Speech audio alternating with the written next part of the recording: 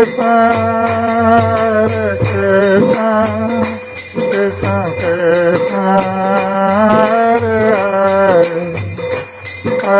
Rama,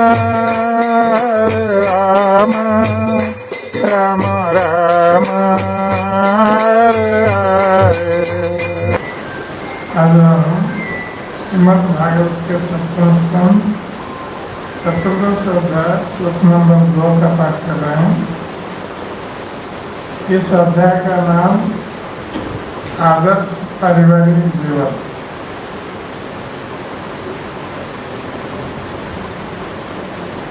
Shri Narad उवाच गृहेषु स्थितो राजन् व्याकुर्वन्यपोषितः वासुदेवार्पणं साक्षात् उपासीत महामुनिः। श्री नारद उवाच गृहेषु अवस्थितो राजन्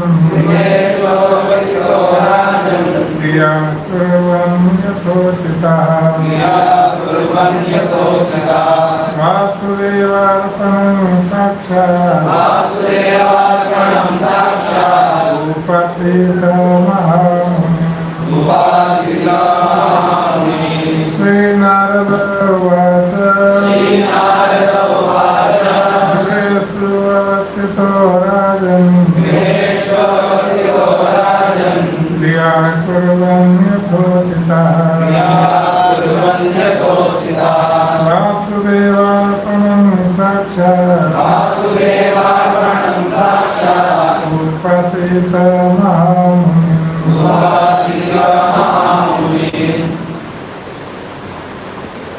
ईश्वर का अनुवाद और तात्पर्य श्लोकोपात के द्वारा अनुवाद। नारद मुनि ने उत्तर दिया, हे राजन, जो लोग घर पर गृहस्थ बनकर रहते हैं उन्हें अपनी जीविका अर्जित करने के लिए कार्य करना चाहिए और अपने कर्मों का फल स्वयं भोगने का प्रयास न करके इन फलों को वासुदेव कृष्ण को अर्पित करना चाहिए।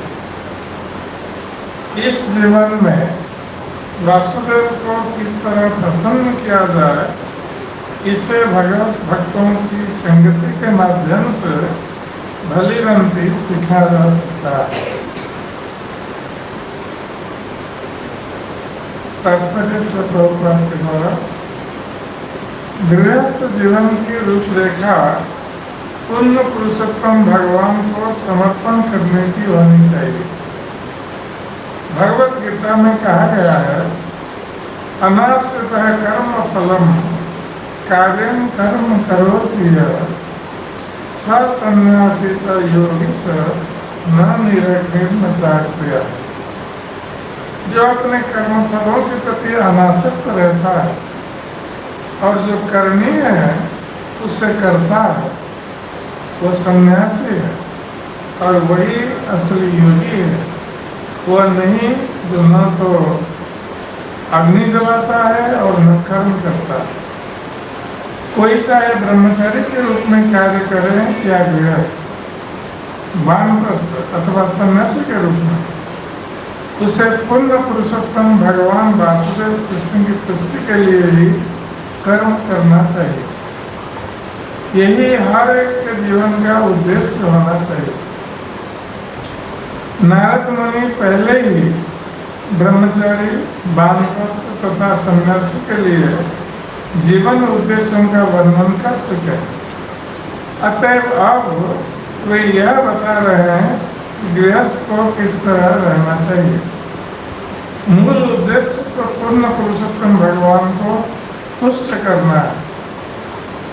परमेश्वर को तुष्ट करने की विधि को यहाँ पर वर्णित साक्षात उपासिका महामुनि से सिखाया जा सकता है। महामुनि शब्द महान संत पुरुषों या भक्तों को बताता है। संत पुरुष सामान्यतया मुनि कहलाते हैं, जिसका अर्थ है कि दिव्य कार्यों से प्रयोजन रखने वाले विचारवान दार्शनिक। महामुनि सूचक हैं उन व्यक्तियों का जिन्होंने न केवल जीवन लक्ष्य का अध्ययन कर लिया है, अपितु जो पूर्ण पुरुषोत्तम भगवान वासुदेव को तुष्ट करने में वास्तव में लगे हुए। ये लोग भक्त कहलाते हैं। भक्तों की संगति किए बिना वासुदेवार्पण की विधि नहीं सीखी जा सकती, जिसका अर्थ है कि वासुदेव या पूर्ण पुरुषोत्तम भगवान कृष्ण को अपना जीवन समर्पित करना। भारत में इस विधि का कड़ाई से पालन होता है। यहाँ तक कि 50 वर्ष पूर्व मैंने बंगाल के गांवों तथा कलकत्ता के बाहरी भागों में लोगों को नित्य प्रति अपना सारा काम समाप्त करने के बाद या संध्या के समय सोने के पूर्व श्रीमद् भागवत का श्रवण करते देखा। प्रत्येक व्यक्ति को भागवत का श्रवण करना चाहिए। प्रत्येक गांव में भागवत कक्षाएं चलती थी, जिससे लोगों को श्रीमद् भागवत का श्रवण करने का लाभ प्राप्त होता था, जो जीवन लक्ष्य के बारे में सब कुछ बताता था। इसका वर्णन अगले श्लोक में किया जाएगा। श्रीमद् भागवत के श्लोक में श्री नारद मुनि गृहस्थ जीवन के उद्देश्य के संबंध में बताया। महाराज युधिष्ठिर ने प्रश्न पूछा है नारद मुनि से। यद्यपि महाराज युधिष्ठिर भगवान श्री कृष्ण के परम भक्त थे और गृहस्थ जीवन के उद्देश्य को जानते थे, पांडवगण ये भगवान कृष्ण प्रति समर्पित सारे के सारे इसको भगवान कृष्ण के शुद्ध भक्त। उनमें श्रेष्ठ थे महाराज युधिष्ठिर, जो पृथ्वी के सम्राट थे। और भगवान कृष्ण ने संसार में धर्म की स्थापना के लिए उनको कुरुक्षेत्र युद्ध के उपरांत पृथ्वी के सम्राट के रूप में स्थापित किया। और जब राजा धार्मिक होता है तो प्रजा अवश्य धार्मिक होती है। तो महाराज युधिष्ठिर क्योंकि भगवान के परम भक्त है, इसलिए उनके राज्य में प्रजा भी भक्त, किंतु प्रजा के उपकार के लिए महाराज युधिष्ठिर ये प्रश्न कर रहे हैं नारद मुनि से। यद्यपि महाराज युधिष्ठिर जानते थे जीवन का उद्देश्य क्या, किंतु प्रजाओं के उपकार के लिए प्रश्न कर रहे हैं। जिस प्रकार अर्जुन वो भी भगवान कृष्ण के परम भक्त, किंतु हम देखते हैं कि भगवद गीता के प्रारंभ में अर्जुन भी एक साधारण व्यक्ति की तरह मोहित होकर भगवान कृष्ण से प्रश्न कर रहे हैं और भगवान कृष्ण उनके प्रश्न का उत्तर श्रीमद् भगवद गीता के उपदेशों के रूप में दे रहे हैं, जगत के कल्याण के लिए। तो जो महान भक्त होते हैं, यद्यपि उनका ये अपना प्रश्न नहीं होता, ये लोग जीवन के उद्देश्य को जानते हैं, किंतु जगत के कल्याण के लिए उनको एक साधारण व्यक्ति की तरह प्रश्न करना होता है, जिसका उत्तर जगत के कल्याण के लिए उद्देश्य। तो महाराज युधिष्ठिर ने भी प्रश्न किया। तो महाराज युधिष्ठिर ने नारद मुनि से कहा कि गृहस्थ एतम पदवी विधि न ये याया देव ऋषि गृही मत्स गृह मूढ़। तो युधिष्ठिर महाराज कहते हैं कि मैं गृह मूढ़ भी, यद्यपि वो जीवन के लक्ष्य को जानते हैं, फिर भी अपने को एक मूढ़ अर्थात मूर्ख व्यक्ति की तरह या मूर्ख व्यक्ति के स्थान पर अपने को स्थापित करता है कि मैं गृह मूढ़ जीव। गृह में रहने के कारण मेरी धी अर्थात बुद्धि मूढ़ हो गई, अर्थात मैं बुद्धिहीन हो गई। क्योंकि गृहस्थ जीवन एक ऐसा जीवन है जिसमें कुछ इंद्रिय भोग के लिए अवसर है। ब्रह्मचारी, वानप्रस्थ और सन्यासी, ये लोग, इनके जीवन में इंद्रिय भोग का कोई अवसर नहीं। इनका जीवन भगवान कृष्ण के तुष्टि के लिए, प्रसन्नता के लिए समर्पित है। किंतु गृहस्थ जीवन में इंद्रिय भोग का अवसर प्राप्त होता है, जिसके कारण साधारणतः गृहस्थ लोग इंद्रिय भोगों में लिप्त रहकर ये जीवन के उद्देश्य को भूल जाते हैं। इसलिए युधिष्ठिर महाराज कह रहे हैं कि गृह मूढ़, मैं घर में रहने के कारण, गृहस्थ रहने के कारण हमारी बुद्धि अज्ञानता से भ्रष्ट हो गई। इसलिए मैं प्रश्न ये कर रहा हूं कि जीवन का उद्देश्य क्या है। बुद्धि नष्ट होने का अर्थ है कि जीवन के उद्देश्य को न समझना। जो व्यक्ति जीवन के उद्देश्य को नहीं समझता है, उससे पता चलता है कि वो बुद्धिमान नहीं है।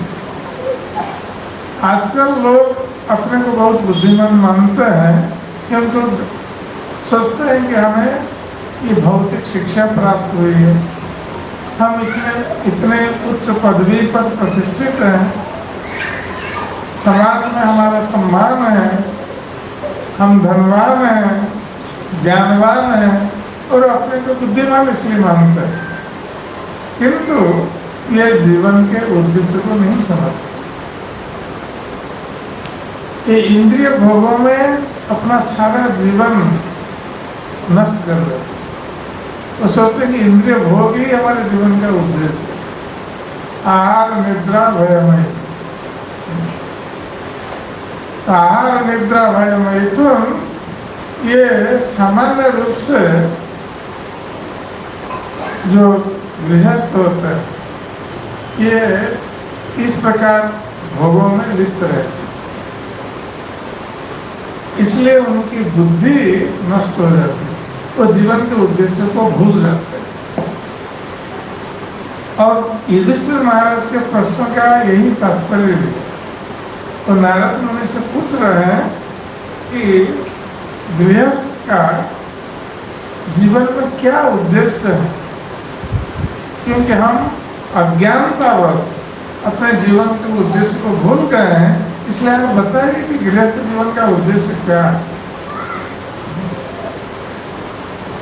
तो युधिष्ठिर महाराज अपने को साधारण गृहस्थ के स्तर पर अपने को रखते हैं, जिससे कि इस प्रश्न का उत्तर जब नारद मुनि देंगे तो सारे गृहस्थ इससे उपकृत हो, जीवन के उद्देश्य को समझ सके और अपने मनुष्य जीवन को धन्य कर सके।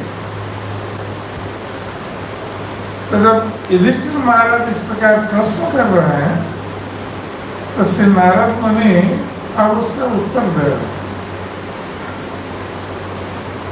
तो नारद मुनि कह रहे हैं कि गृहेषु अवस्थितो राजन क्रिया कुर्वन् यथोचिता।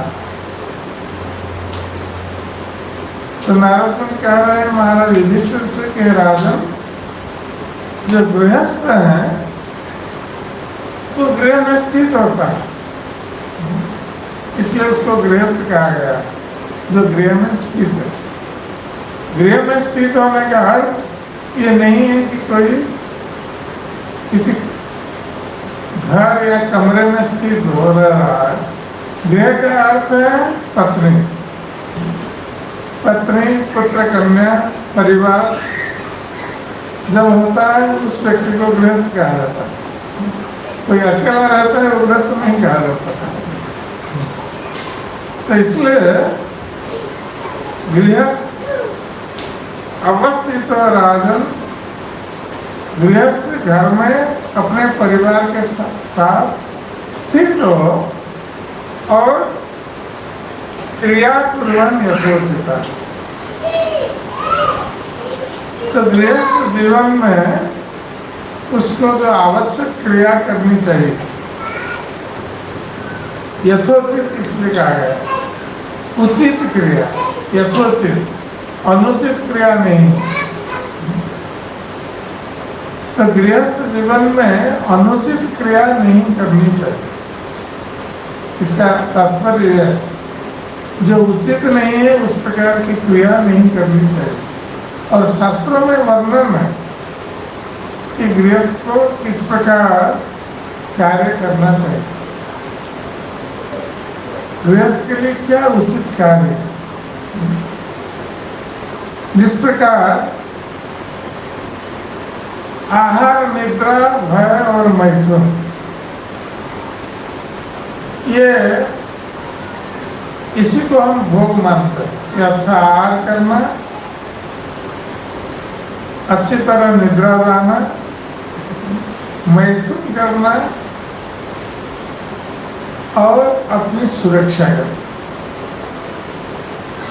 यदि हम इन चार चीजों को कर लेते हैं अच्छी तरह, हम सोचते हैं कि हमारा जीवन सफल हो गया, हम एक सफल गृहस्थ।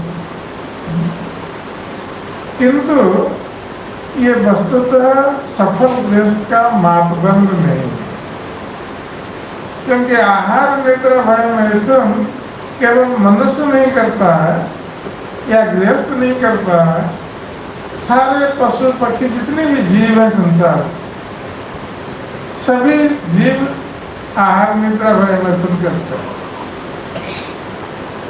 इस दृष्टि से मनुष्य कोई श्रेष्ठ प्राणी नहीं। आहार, निद्रा, भय, मैथुन सामान्य में पशु ही न रहा। ये आहार, निद्रा, भय और मैथुन ये पशु और नर मनुष्य में समान रूप से ये दृष्टिगत होते हैं।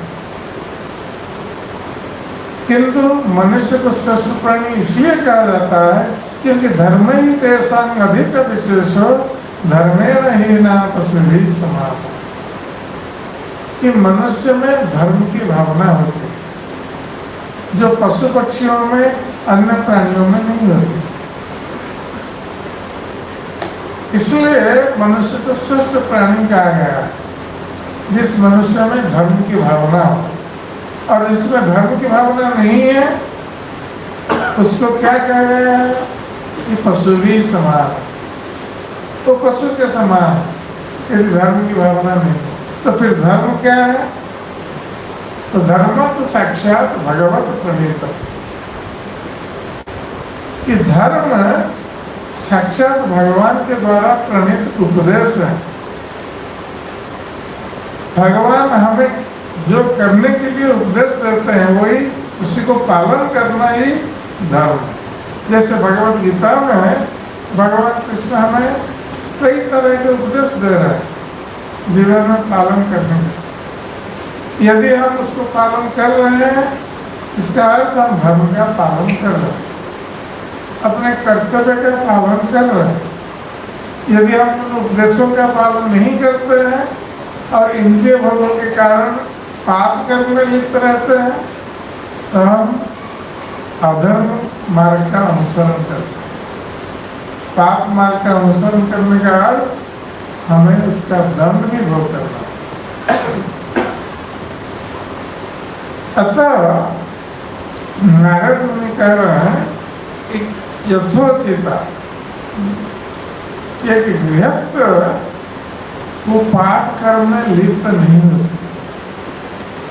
यदि हम एक सत गृहस्थ हमें होना है तो हम पाप कर्म में लिप्त नहीं हो सकते। भगवान के आदेश के अनुसार, शास्त्रों के आदेश के अनुसार हमें गृहस्थ धर्म का पालन करना है।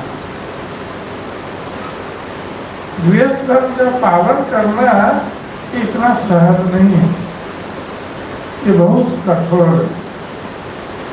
गृहस्थों के लिए कठोर नियम बताए गए। जिस प्रकार गृहस्थ लोग 5 प्रकार के पाप कार्य करते हैं, जिसको पंच सुना कहा जाता है।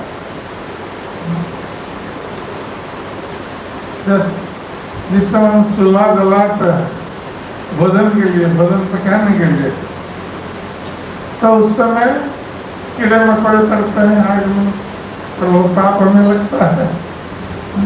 चूल्हे में जब पानी लाते हैं घट, तो उसमें भी कीड़े मकोड़े आते हैं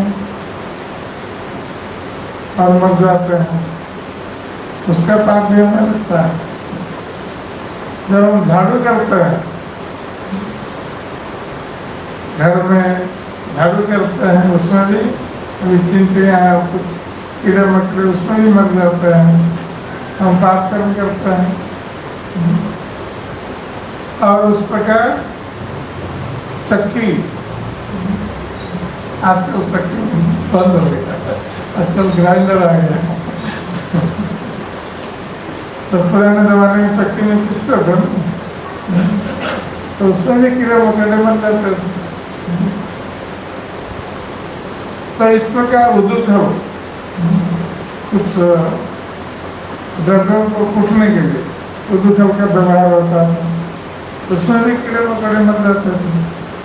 तो इसको पंच सुना इसलिए कहा गया, 5 प्रकार के पाप हम अनजाने में या इच्छा न होने पर भी पाप काम करने के लिए हम करना पड़ता है, क्योंकि जीवन धारण करने के लिए आवश्यक है। तो इससे गृहस्थ कैसे मुक्त हो सकता है कि 5 प्रकार के पाप करने से, पंच सुना से, तो उसको यज्ञ का अनुष्ठान करना पड़ता है। 5 प्रकार के यज्ञ का अनुष्ठान करना पड़ता है गृहस्थ। और वो यज्ञ क्या है कि तो ब्रह्म यज्ञ। ब्रह्म यज्ञ का अर्थ है कि शास्त्रों का अध्ययन करना, प्रतिदिन गीता भागवत का अध्ययन करना, ये ब्रह्म यज्ञ है। इससे हम पापों से मुक्त होते हैं, शास्त्रों का अध्ययन करने का। इसलिए हर गृहस्थ को प्रतिदिन गीता भागवत का पाठ करना चाहिए। ये उसका धर्म है, ये ब्रह्म यज्ञ में आता है।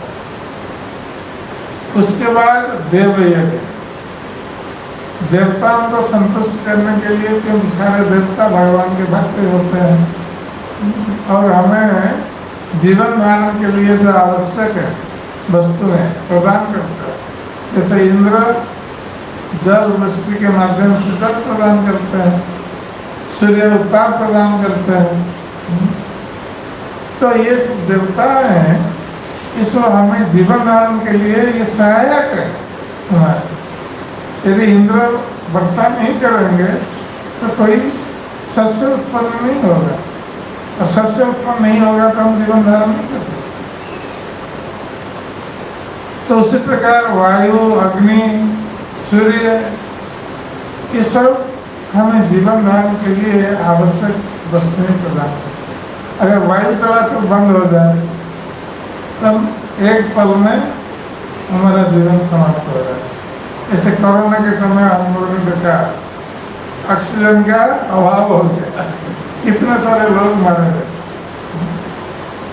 तो ये देवताओं को संतुष्ट करने के लिए देव यज्ञ करने की आवश्यकता है, इसलिए गृहस्थ अग्निहोत्र यज्ञ करता है, देवताओं को आहुति दी जाती है। और उसके पश्चात पितृयज्ञ, पितरों को संतुष्ट करने के लिए पितृयज्ञ, तर्पण, श्राद्ध आदि करते हैं। तो ये आवश्यक है पितृयज्ञ। उसके पश्चात नृ यज्ञ,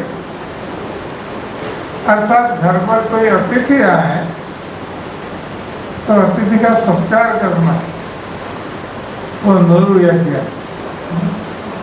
और भूत यज्ञ, भूत यज्ञ है जो दूसरे प्राणी हैं, जैसे कुत्ता, बिल्ली, गाय, जितने सारे प्राणी हैं उनको भी खिलाना है।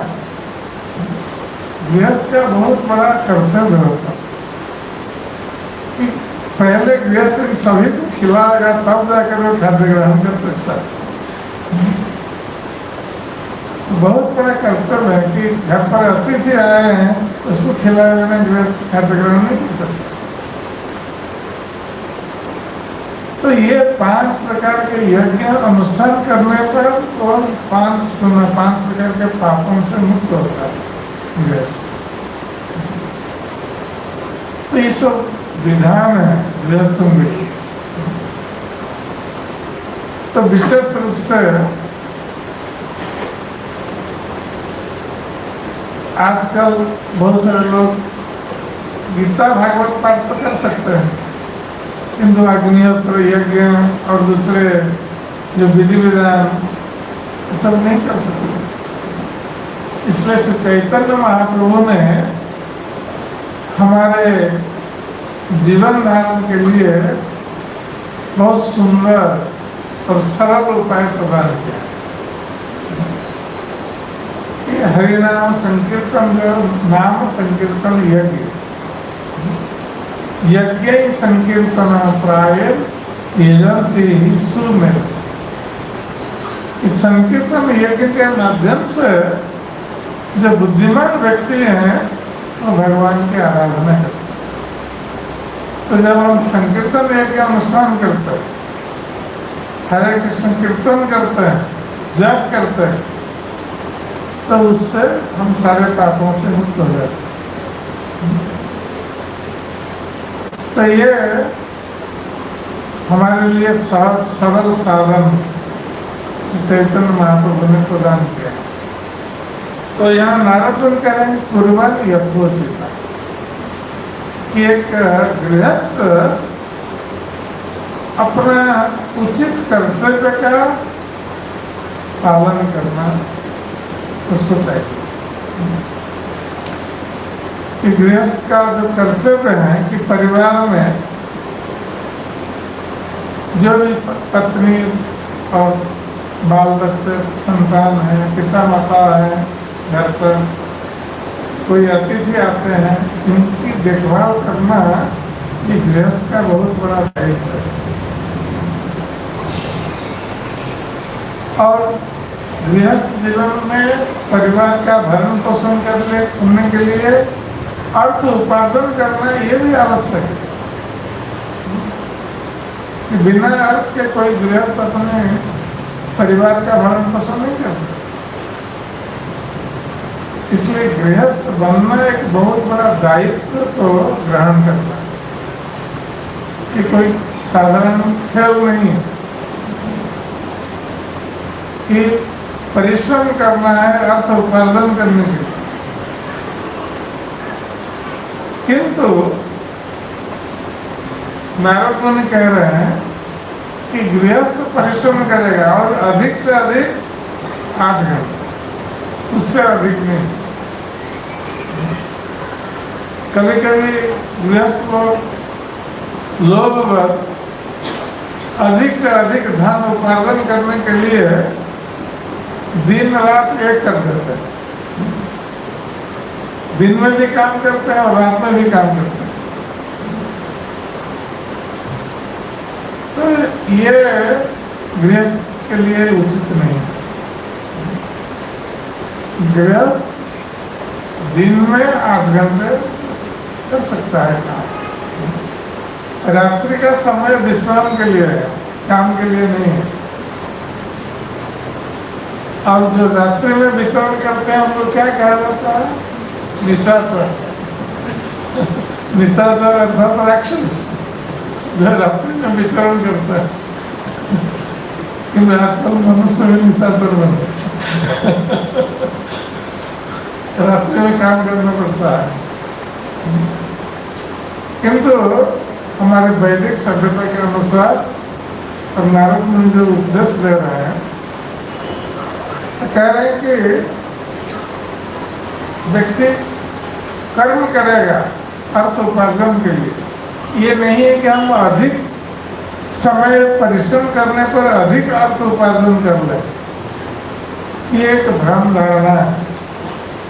कभी कभी देखा जाता है कि व्यक्ति बहुत अधिक परिश्रम कर रहा है किंतु उसको अधिक अर्थ प्राप्त नहीं होता।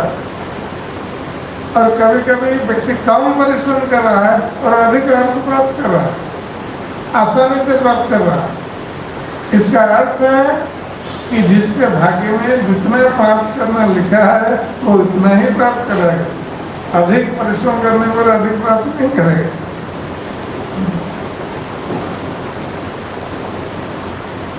इसलिए नारद मुनि कह रहे हैं कि व्यक्ति को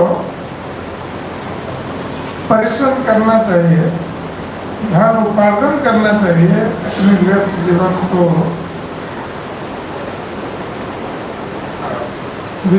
संतुलित करने के लिए। किंतु व्यक्ति अपने गृहस्थ जीवन में वासुदेवार्पण अर्थात वासुदेव कृष्ण को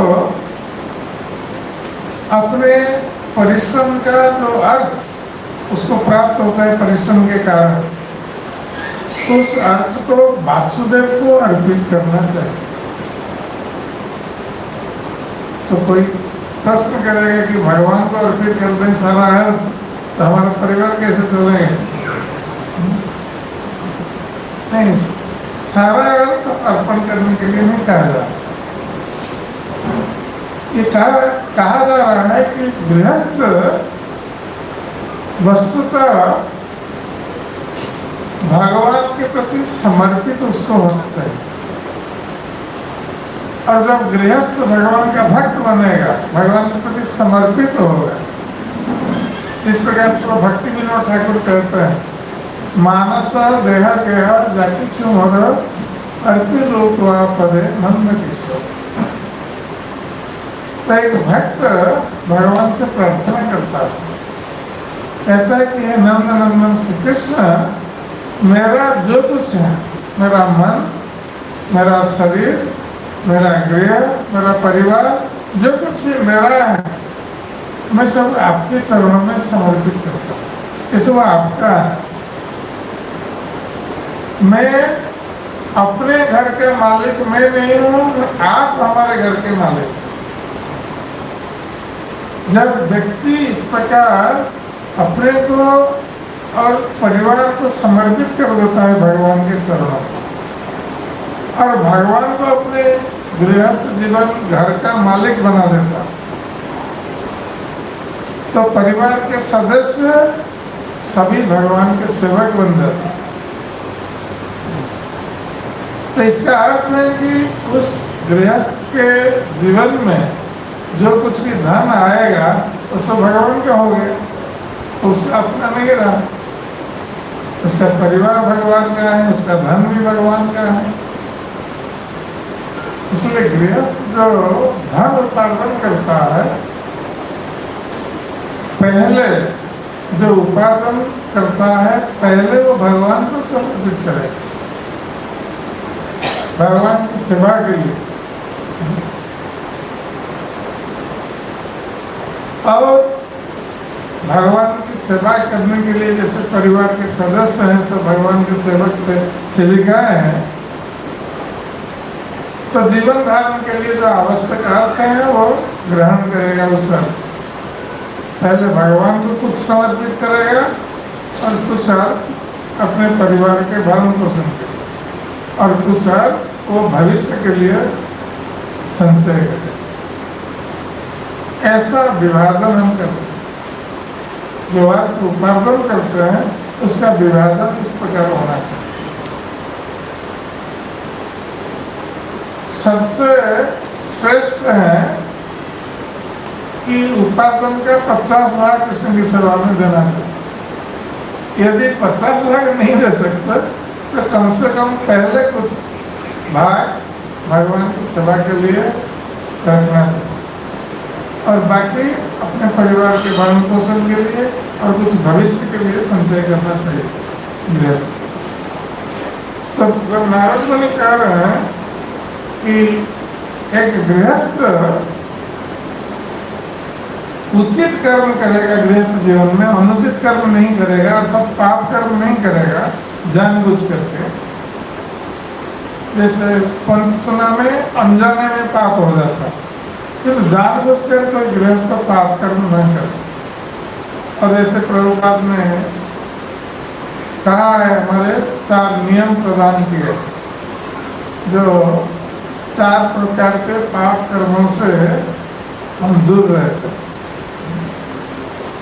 तो इस प्रकार के पाप कर्मों से गृहस्थ दूर रहे, जानबूझकर न करे। और वासुदेवार्पण भगवान को अर्पित करें अपने परिश्रम का फल अर्थ और अपने जीवन को भगवान की सेवा में काय मन वाक्य और धन भगवान की सेवा में अर्पित करें। धन प्रदान करें, शरीर भगवान की सेवा में लगाएं, मन को भी भगवान के चिंतन में लगाएं। थोड़ा सा ये मन को अर्पित करना है।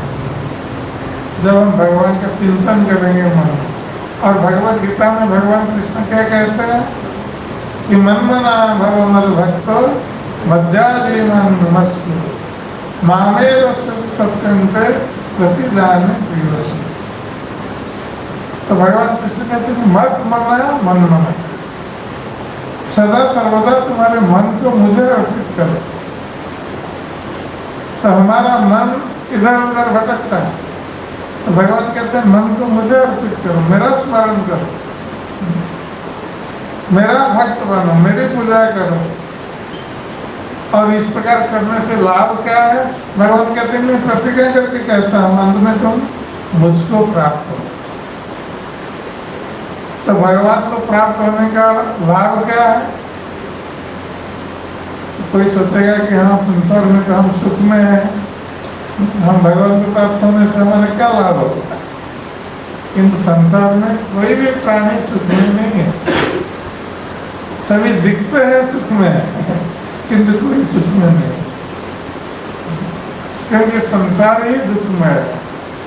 दुखालय व शाश्वत, भगवान ने संसार को दुख का घर बनाया और अनित्य बनाया। कोई भी प्राणी सुखी नहीं हो सकता चाहे कितना भी प्रयास करे।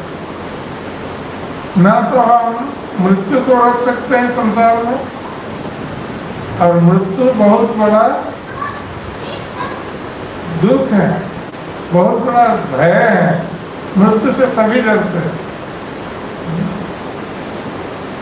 तो मृत्यु को हम रोक नहीं सकते, वृद्धावस्था को हम रोक नहीं सकते। जो लोग वृद्ध हो चुके हैं उनको पता है वृद्धावस्था का कष्ट क्या होता है। जो युवावस्था में है उनको पता नहीं चलेगा अभी, जब वृद्धावस्था में आएंगे तब पता चलेगा। तो वृद्धावस्था का कष्ट बहुत बड़ा कष्ट। उसी प्रकार जो लोग रोग भोग कर रहे हैं, रोग का कष्ट, उसको भी हम रोक नहीं सकते। और यंत्रणा, जन्म के समय जो कष्ट होता है, जबकि हम भूल चुके हैं, किंतु जन्म के समय कष्ट होता है। हम देखते हैं बच्चा जब जन्म लेता है रोता है ना, क्यों रोता है? वो कष्ट होता है। तो ये है संसार, कि संसार का ये दुख हम रोक नहीं सकते। जो कोई भी संसार में आएगा उसको ये 4 प्रकार के दुख अवश्य वो करना पड़ेगा, चाहे किसी भी जन्म में हो, मनुष्य जन्म हो, पशु पक्षी कीट पतंग किसी भी जन्म में। इसलिए जब हम भगवान को प्राप्त हो जाएंगे, भगवान कृष्ण के पास चले जाएंगे, तो इन 4 दुखों से सदा के लिए मुक्त हो जाएंगे। क्योंकि भगवान के धाम में ना तो जन्म है, न मृत्यु है, न जरा है, न व्याधि। वहाँ नित्य आनंद है, जिस आनंद की खोज हम भौतिक संसार में कर रहे हैं। भौतिक संसार में जिस आनंद की खोज कर रहे हैं और हम प्राप्त नहीं हो पा रहे, हम केवल कल्पना ही करते हैं, आनंद की कल्पना। किंतु भगवत धाम में हम वास्तविक सुख या आनंद को प्राप्त हो सकते। वहां पर हम भौतिक शरीर त्याग करके दिव्य शरीर धारण कर सकते। भगवत धाम, इसलिए भगवान के उपाय हमें बता रहे हैं कैसे उनको हम प्राप्त कर सकते। और भगवान के जितने भक्त हैं, नारद मुनि उनमें सर्वश्रेष्ठ भक्त।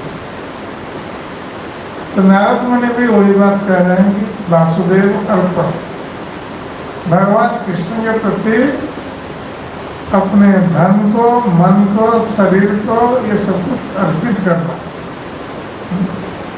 ये गृहस्थ का कर्तव्य है।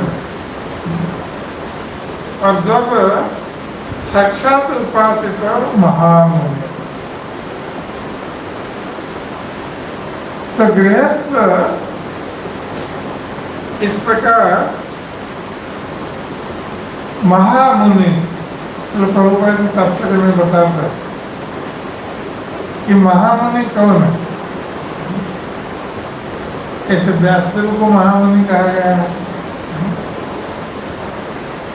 तो जो भगवान के परम भक्त है, सुखदेव गोस्वामी को भी महामुनि कहा गया है। तो जो भगवान के भक्त हैं ये सब महामुनि, अर्थात भगवान के प्रति जो पूर्ण समर्पित।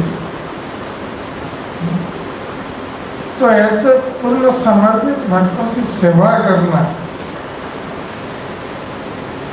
ये गृहस्थ का परम कर्तव्य। और ऐसे महामुनि भक्तों की सेवा करके गृहस्थ को क्या शिक्षा करना है कि किस प्रकार वासुदेवार्पण हो सकता, कि भगवान कृष्ण के चरणों में कैसे हम अर्पित हो सकते हैं, अपने जीवन को अर्पित कर सकते हैं, धन को अर्पित कर सकते हैं। ये शिक्षा हम भगवान के भक्तों के सानिध्य से प्राप्त होती है। इसलिए भक्तों का संग करना ये बहुत आवश्यक है। गृहस्थों का प्रतिदिन भक्तों का संग करना ये बहुत आवश्यक है। जैसे प्रभुपाद जी उदाहरण देते हैं कि प्राचीन काल में या 50-100 साल पहले बताए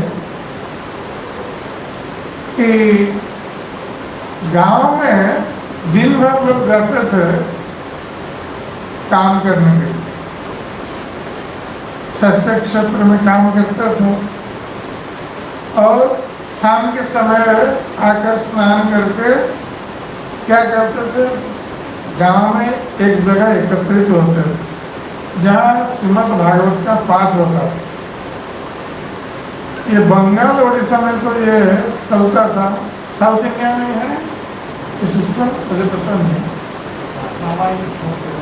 रामायण फेमस जो भी हो, श्रीमद् भागवत, रामायण और महाभारत, इसका पाठ संध्या के समय होता है और सभी लोग सुनते थे। एक व्यक्ति पाठ करेगा और दूसरे लोग एकत्रित होकर श्रवण करेंगे। इस प्रकार व्यक्ति चाहे शिक्षित हो या अशिक्षित हो, अशिक्षित व्यक्ति को भी ज्ञान हो जाता था श्रवण करके। और हमने भी देखा है कि मूर्ख व्यक्ति भी रामायण, महाभारत, भागवत का सब कुछ जानता है, सब कुछ बता सकता है केवल श्रवण करके।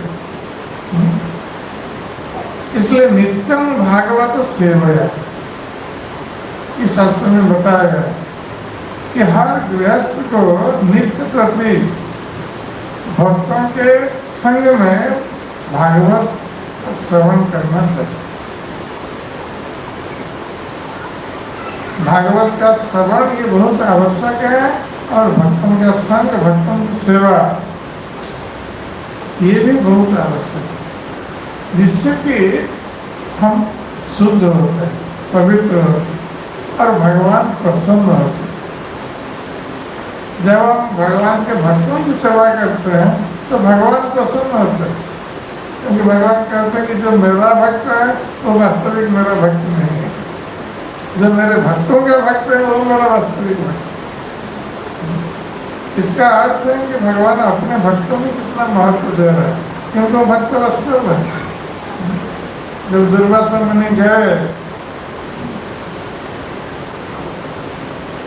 चक्र उनके पीछे चल रहा था उनको मारने के लिए, क्योंकि अम्बरीश महाराज के चरणों में दुर्वासा मुनि ने अपराध किया,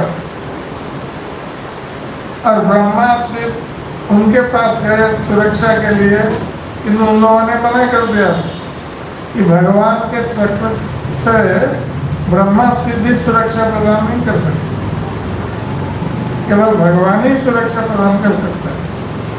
किंतु जब दुर्वासा मुनि भगवान विष्णु के पास गए तो भगवान विष्णु ने भी मना कर दिया। उन्होंने कहा कि हम भी बचा नहीं सकते आपसे। तो दुर्वासा मुनि ने कहा कि ये तो आपका सुदर्शन चक्र है ना, आप उसको बता देंगे तो वो उससे हमारी रक्षा हो जाएगी। तो भगवान विष्णु ने कहा, क्या कहा, अहम भक्त पराधीन, ये अस्वतंत्र ये ब्राह्मण मैं अस्वतंत्र इव, मैं स्वतंत्र नहीं हूँ।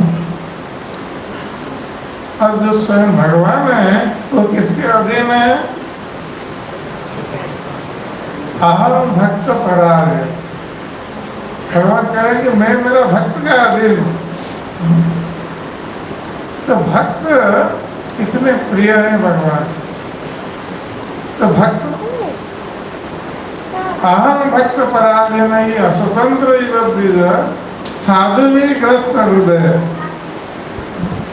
भक्ति भक्त जनप्रिय।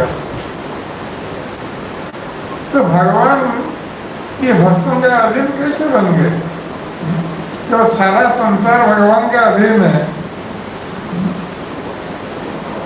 और भगवान परम स्वतंत्र है, सारा संसार उनके अधीन है और उनकी सृष्टि है। किंतु भगवान कह रहे हैं कि हम भक्त पराधीन, मैं मेरे भक्त का अधीन हूँ। तो भगवान कैसे अपने भक्त का अधीन हो सकता है? कहते साधु भी ग्रस्त हृदय, कि मेरा हृदय साधुओं के द्वारा ग्रसित हो गया, अधिकृत हो गया। अर्थात मैं मेरे भक्तों को अपने हृदय में धारण करता। और भगवान क्यों अपने भक्तों को हृदय में धारण करता है? भक्त ही भक्त जनप्रिय, क्योंकि मेरे भक्त मेरे प्रिय है, भगवान कह रहे, इसलिए मैं उनको अपने हृदय में धारण करता। और भगवान के लिए भक्त क्यों प्रिय है? क्योंकि भक्तजन भी भगवान को अपने हृदय में धारण करता है। क्योंकि सदा सर्वदा भक्तजन भगवान को अपने हृदय में धारण करते हैं, इसलिए भक्त भगवान के प्रिय हो जाते हैं, और भगवान भक्तों को अपने हृदय में धारण करते हैं। और भगवान कह रहे हैं कि केवल भक्त मेरा प्रिय नहीं है, भक्त जन भी मेरा प्रिय है। भक्ति भक्त जन प्रिय। भक्तजन कौन है? ना भक्तों के साथ जिनका संबंध है, जो अपने सदस्य हैं परिवार, भक्त के परिवार के जो सदस्य हैं ये सब भक्त जन है, भक्त के निजी लोग हैं, परिवार के सदस्य निजी लोग होते हैं। तो भगवान कह रहे हैं कि भक्त के परिवार के सदस्य भी मेरा प्रिय है, केवल भक्त मेरा प्रिय नहीं। तो भगवान कितने भक्त वत्सल, भक्त उनके कितने प्रिय हैं, जिसके कारण भक्त के परिवार के सदस्य भी भगवान के प्रिय हो जाते। इसलिए भगवान भक्तों को अपने हृदय में धारण करते। तो जो गृहस्थ इस प्रकार भगवान की कृपा प्राप्त करना चाहता है, तो स्वयं उसको तो भक्त बनना है और अपने जीवन को, अपने धन को भगवान के चरणों में समर्पित करना है, और अपने परिवार के सदस्यों को भी भगवान की भक्ति में, सेवा में लगाना। ये गृहस्थ का कर्तव्य है। इसलिए शास्त्र में बताया गया है कि वो पिता नहीं हो सकता, माता नहीं हो सकती, या पति नहीं हो सकता, या बंधु, वो बंधु नहीं हो सकता जो अपने आश्रित जनों को नाम हो चाहिए समुपेत मृत्यु, जो अपने आश्रित जनों को मृत्यु से बचा नहीं सकता, जो पिता अपने पुत्र कन्याओं को मृत्यु से बचा नहीं सकता, जो माता पुत्र कन्याओं को मृत्यु से बचा नहीं सकती, जो पति अपनी पत्नी को मृत्यु से बचा नहीं सकता, ये सब, या स्वजन या आत्मीय बंधु यदि अपने आत्मीयों को बचा नहीं सकते मृत्यु से, तो उनको ना तो पिता बनना चाहिए, ना माता बनना चाहिए, ना पति बनना चाहिए, ना स्वजन बनना चाहिए। इसका अर्थ है कि जो पति, पिता, माता, स्वजन का कर्तव्य होता है कि अपने अधीनस्थों को मृत्यु से बचाओ। और कैसे मृत्यु से बचा सकता है? जब हम उनको कृष्ण चेतना प्रदान करें, कृष्ण भक्ति मार्ग में अग्रसर होने के लिए प्रेरित करें। इसलिए ये गृहस्थ का कर्तव्य है कि अपने अधीन में जो लोग हैं उनको कृष्ण भक्ति मार्ग में प्रेरित करने के लिए वो प्रयास करें। और परिवार में जो अधीनस्थ परिवार के सदस्य हैं, उनका कर्तव्य है कि वो परिवार के मुख्य को इस कार्य में सहायता प्रदान करें, सहयोग करें। ये केवल गृहस्थ का कर्तव्य नहीं होता है, जो परिवार के सदस्य उनका भी कर्तव्य होता है कि वो सहयोग करें। इस प्रकार वो परिवार एक कृष्ण भक्तिमय परिवार हो सकता है और सुखी परिवार हो सकता है। इस जीवन में हम सुखपूर्वक जीवन व्यतीत कर सकते हैं और मृत्यु के पश्चात हम भगवत धाम जा सकते हैं, भगवान के पास जा सकते हैं। इसलिए संसिद्धि हरितोषण, गृहस्थ जीवन में सिद्धि तब प्राप्त होती है जब हम भगवान हरि या कृष्ण को प्रसन्न करते हैं।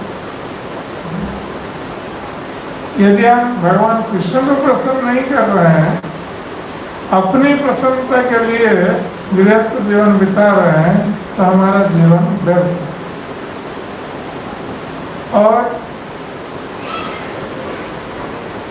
यमराज के नियमों के अनुसार हमें अपने कर्म का फल दंड भोग करना पड़ेगा।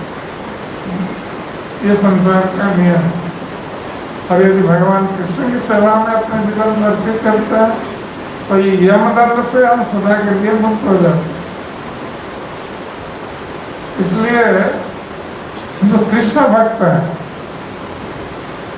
उन पर यमराज का अधिकार नहीं होता। यदि कृष्ण भक्त कोई पाप कार्य करता है तो वो भगवान स्वयं दंडित करता है। यमराज दंडित नहीं कर सकते, किंतु जो भगवान कृष्ण के भक्त नहीं है उन पर यमराज का अधिकार है। में यमदूत दंडित करते हैं यमराज के आदेश से। इसलिए नारद मुनि बता रहे हैं कि वासुदेवार्पण, अपने धन को अर्पित करना चाहिए भगवान कृष्ण की सभा में, और अपने शरीर, मन, वचन, परिवार के सदस्य सभी को कृष्ण की सेवा में अर्पित करना चाहिए। यही वस्तुतः मानव जीवन की सफलता है। अब इसके लिए प्रतिदिन हमें श्रीमद् भागवत का श्रवण करना चाहिए, भक्तों का संग करना चाहिए, और जो 4 नियम बताया गया पाप कर्मों से दूर रहने के, और हमारा जो नित्य प्रति जप आदि जो है ये सब करना बहुत आवश्यक है। तब हम कृष्ण चेतनशील रह सकते हैं। नहीं तो माया इतनी प्रबल है कि हमारे साधना में थोड़ी सी गलती या कहीं छिद्र उत्पन्न हो गया, माया प्रतीक्षा करती रहती है वहीं व्यक्ति को पकड़ने के लिए। जहाँ छिद्र रहा वहीं माया पकड़ी। इसलिए हमको बहुत सावधान होना आवश्यक है। यद्यपि ये केवल गृहस्थों के लिए नहीं है, वस्तुतः ये सभी के लिए है। ब्रह्मचारी, वानप्रस्थ, सन्यासी सभी के लिए।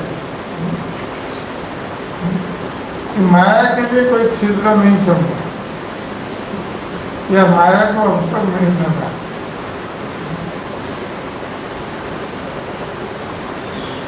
तो इस प्रकार भक्तों का संग, भक्तों की सेवा से भगवान को प्रसन्न करना है, और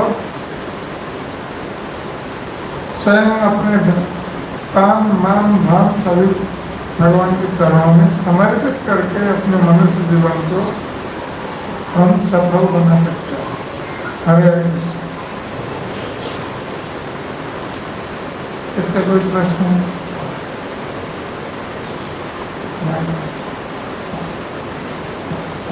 हरे कृष्ण। यहाँ पे बोला गया है कि कोई कार्य करता है तो उसका जो फल है वो भगवान को अर्पित करना चाहिए।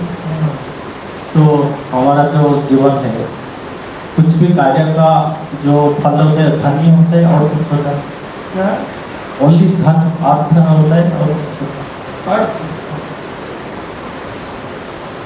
only that is money is the matter of the result of that work or anything also so to serve. नहीं, सब कुछ हमने बताया कि अर्थ को भी अर्पित करना चाहिए, उसके साथ साथ शरीर अपने को भी अर्पित करना चाहिए।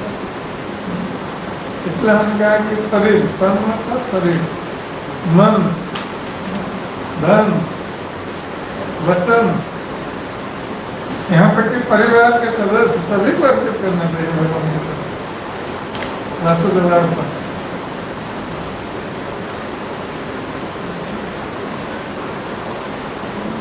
अब गृहस्थ जीवन में इसके धर्म एक बहुत बड़ा लोभ की वस्तु है, तो लोभ उत्पन्न करता है धर्म। धन अर्पित करने का बाद में भोग का लालसा मिल जाता है। हाँ, क्योंकि धन जब पास में रहेगा अधिक धन, तो लोग क्या करते हैं, धन का दुरुपयोग करते हैं। आजकल देखा जाता है जिसके पास अधिक धन है तो 2 चीजों में धन का अपव्यय करता है, शराब पीने में और स्त्री। अब धन यदि हम भगवान को अर्पित कर देंगे वो अवसर नहीं रहेगा, हम पाप कर्म से बच जाए और अपना परिवार चला सकते हैं। इसलिए कहा गया भगवान को अर्पित कर दो, उनकी सेवा में अर्पित कर दो। अपने पास अधिक धन रहेगा, लोभ बढ़ेगा, और धन के पीछे भागेगा और उससे उपयोग दुरुपयोग करेगा, उपयोग के स्थान पर दुरुपयोग करेगा, अपव्यय करेगा।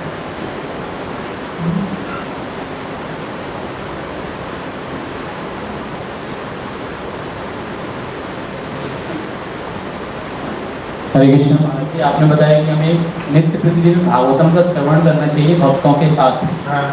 लेकिन कभी कभी हम भक्तों का साथ मतलब नहीं है, तो कैसे हम फिर भागवतम का, क्योंकि भक्तों के साथ करते हैं तो भागवतम का प्रभाव बहुत अधिक बहुत अधिक। उस समय हमें कैसे भागवतम का श्रवण या पठन करना चाहिए जब भक्त साथ में नहीं है?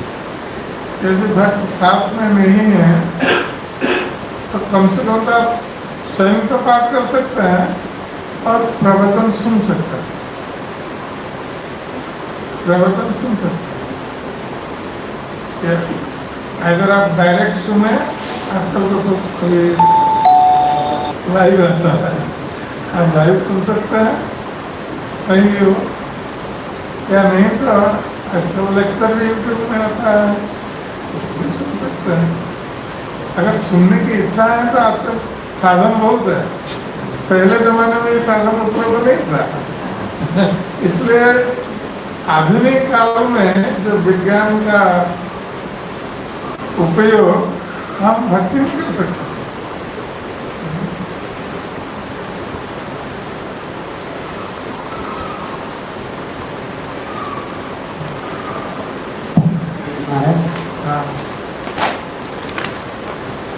महाराज इकोनॉमिक डेवलपमेंट या आर्थिक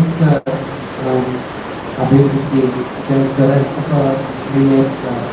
इसको कैसे देखना चाहिए? उसको एक लालच की तरह देखना चाहिए या उसको एक कत्तली की तरह देखना चाहिए, और कितना काफी होता है तो कैसे पता कर सकते हैं? हाउ मच इज तो आगे वो श्लोक आएगा, नारद मुनि बता रहे हैं कि एक गृहस्थ को जीवन धारण करने के लिए जितना आवश्यक है, सर्वनिम्न आवश्यक है, उसके लिए उसको प्रयास करना चाहिए, धन के पीछे नहीं भागना चाहिए। बाकी समय वो कृष्ण की सेवा में उसको लगाना चाहिए। आप इतना उपार्जन करें जिससे कि आपका परिवार का भरण पोषण हो जाए और कुछ भविष्य के लिए आप संचय कर सकें,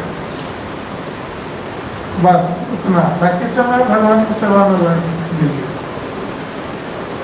उससे आप शांति में रह सकते हैं। जो लोग धन के पीछे भागते हैं वो कभी भी शांति को प्राप्त नहीं हो सकते,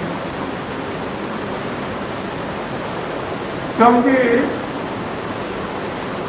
वस्तु तो वही व्यक्ति शांति को प्राप्त कर सकता है जो भगवान की इच्छा से, कृपा से जो भी प्राप्त होता है उसमें संतुष्ट है। जो असंतुष्ट व्यक्ति है तो चाहे वो लाख रुपया प्राप्त हो जाए फिर भी असंतुष्ट रहे, वो कभी शांति को प्राप्त नहीं कर सकते। इसलिए भगवान की कृपा से जो भी हमें प्राप्त हो रहा है उसमें यदि हम संतुष्ट हैं तो हम शांति को प्राप्त कर सकते हैं। इसलिए जो हमारी सर्वनिम्न आवश्यकता है परिवार चलाने के लिए, उतना आप रोजगार कर सकते हैं। आजकल रोजगारी में, जबकि हमारे जो रोजगारी है उसमें कंपटीशन बहुत सारा है, उसमें हमको इनसिक्योरिटी होती है, यानी कि कब क्या होगा उसका कुछ ठिकाना नहीं रहता। उस समय में हम भगवान के मतलब कितना अभी एक चीज़ बताया गया है कि फ्यूचर के लिए सेव भी करना है, तो उसको हम ध्यान में रखते हुए कभी कभी ज़्यादा भी काम करना पड़ता है, लेकिन ज़्यादा काम करें तो और एक नतीजा होता है कि हम भक्ति नहीं कर सकते और हमारा ध्यान भटकता है। तो इस स्थिति में हम कैसे मतलब क्या सोचना चाहिए कि हम भगवान के ऊपर छोड़ दें कि अभी दे रहा है फिर कल भी देगा?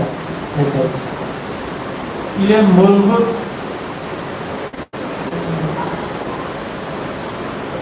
ध्यान है कि हम भगवान कृष्ण के ऊपर पूर्ण निर्भरशील रहे, हम अपना कर्तव्य संपादन करें, धन अर्जन के लिए प्रयास करें, किंतु कृष्ण के ऊपर निर्भरशील है कि हमें कितना धन प्राप्त होगा हमें पता नहीं। तो वो लक्ष्मीपति है भगवान कृष्ण, यदि वो चाहें तो इतना दे सकते हैं कि हमारे पास जगह नहीं होगी रखने के लिए, और अगर वो लेना चाहे तो हम रख नहीं सकते। इसलिए कृष्ण के ऊपर निर्भरशील होना चाहिए। और ऐसा बताया गया है किंग अलब्ध भगवती प्रसन्न श्री निकेतन, जिस भक्त ने भगवान श्री कृष्ण को प्रसन्न किया अपनी भक्ति के द्वारा, उसके लिए संसार में कोई भी वस्तु अलभ्य नहीं, अर्थात वो सब कुछ प्राप्त हो सकता। ये विश्वास हमें रखना चाहिए। अवश्य राखिबे कृष्ण विश्वास पावन, कृष्ण अवश्य हमारी रक्षा करेंगे और हमारा भरण पोषण भी करेंगे, ये दृढ़ विश्वास भक्त को होना चाहिए। जो शरणागत भक्त है उसको ये दृढ़ विश्वास होना चाहिए। यदि ये दृढ़ विश्वास है और हम प्रयास करते हैं तो भगवान प्राप्त करेंगे। इसलिए भक्त के लिए कुछ अलग नहीं है, संसार सब कुछ प्राप्त हो सकता है। हम भी सोच नहीं सकते कैसे हुआ, हम भी आश्चर्यचकित हो जाएंगे कैसे प्राप्त हुआ। तो दृढ़ विश्वास होना ये बहुत आवश्यक है भगवान कृष्ण। अभी शरणागत लोग का लक्ष्य है।